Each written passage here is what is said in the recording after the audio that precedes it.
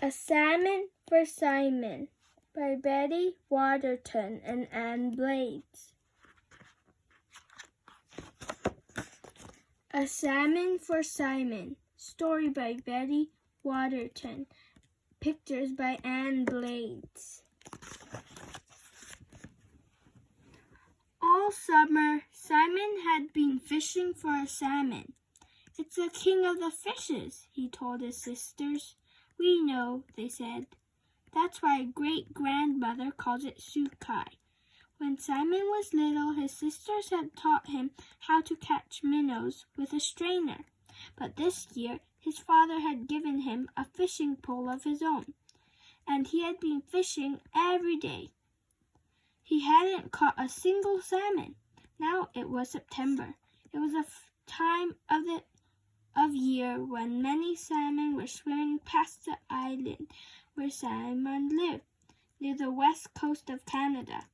They were returning from the sea, looking for the rivers and streams where they had been born. There they would lay their eggs so that more salmons could be born.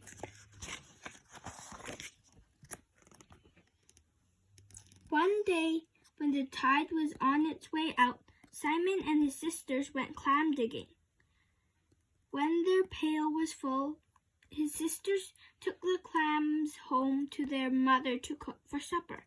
But Simon stayed on the beach. He had his fishing pole with him, as he had every day that summer. "I'm going to stay and fish for salmon," he said. And he did. He sat on a rock and fished. He sat on a dock and fished. But he didn't even see a salmon.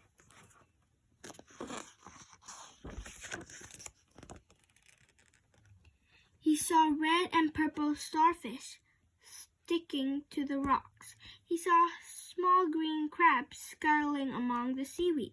He saw flat white and sand dollars lying on the wet sand. He saw pink sea anemones waving, pale jellyfish floating, and shiners swimming. But he didn't see a salmon. "Are they ever hard to catch?" thought Simon. He decided to stop fishing, maybe forever. Simon walked back along the beach to the place where he and his sisters had been clam digging. The seawater had oozed up from the bottom of the hole and filled it. Some seagulls sat beside it. When Simon came near, they flew up in the air, crying, "Kier, kier, kier." "I'm not good at catching salmon, but I am a good clam digger," thought Simon. He dug a few clams and put them on a nearby rock. The gulls flew down, picked up the clams in their beaks, carried them into the air, and then dropped them. The clams hit the rock, and the shells broke open. Salmon listened to the bang, bang, pop as they shattered. He watched the gulls fly down and eat the soft clam meat.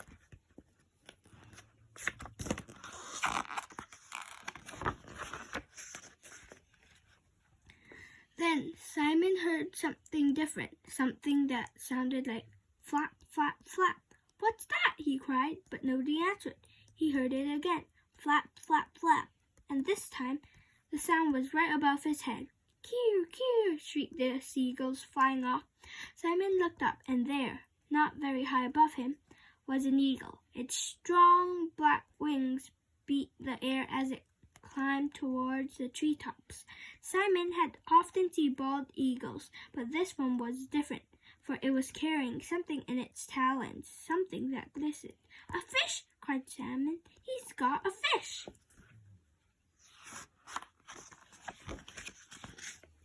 He was so excited that he began hopping about and flapping his arms like eagle wings. The seagulls were excited too, and they circled overhead, screeching. In all the stir and confusion, the eagles dropped the fish. Down it came out of the sky. Down, down, down, splat, splash, into the clam hole.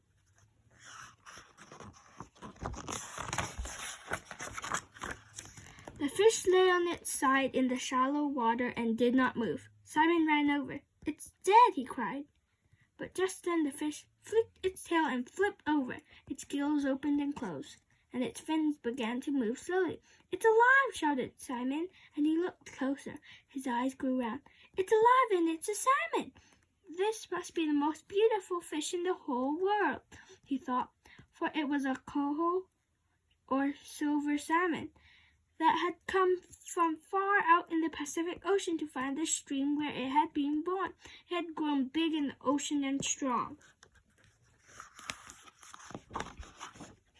All summer, Simon had been waiting to catch just such a fish, and here was one right in front of him. Yet he didn't feel happy. He watched a big, handsome fish pushing its nose against the gravelly sides of the clam hole, trying to find a way out, and he felt sorry for it. He knew it would die if it didn't have enough water to swim in. Simon wanted the salmon to be safe in the sea, where it could swim and leap and dive. He didn't know how he was going to save the salmon, but he had to find a way. "I won't let you die, Sukai," said Simon.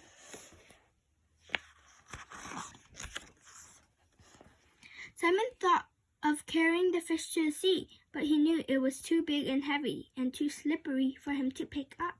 He thought about waiting for the tide to come in, but he knew the salmon couldn't wait that long. He looked up at the circling seagulls, but all they said was "Kier, kier." Then, as he looked around, Simon noticed his clam shovel. An idea popped into his head.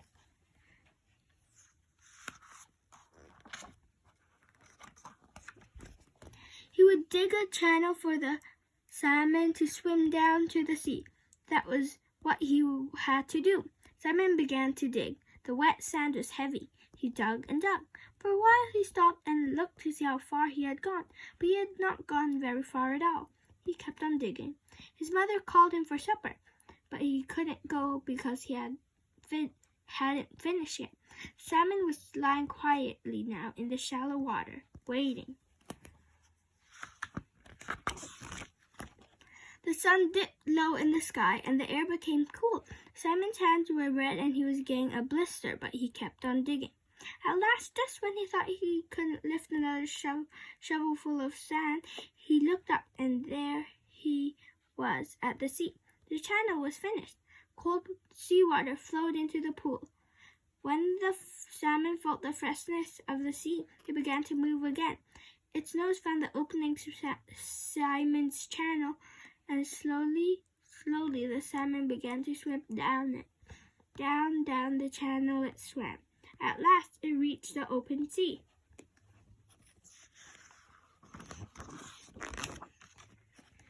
The salmon dived deep into the cool water, and then, gleaming in the last rays of the setting sun, it suddenly gave a great leap into the air. And it seemed to Salmon that the salmon flicked its tail as if to say thank you before it disappeared beneath the waves. "Goodbye, Sukai," called Salmon. The salmon was free at last. Soon it would be in the deep, secret places of the sea. Now the sun had set, and a chilly wind was starting to blow. Simon's hands were sore, and his feet were cold, but he felt warm inside. He picked up his fishing pole and his shovel and started for home. He knew that his house would be bright and cheery inside because lamplight shone golden through the windows. And he knew that it would be nice and warm because he could see smoke curling out of the chimney. And he knew that something good was cooking for supper because he could smell a delicious smell. And Simon thought as he opened the door that maybe he could go fishing again tomorrow after all, but not for Salmon.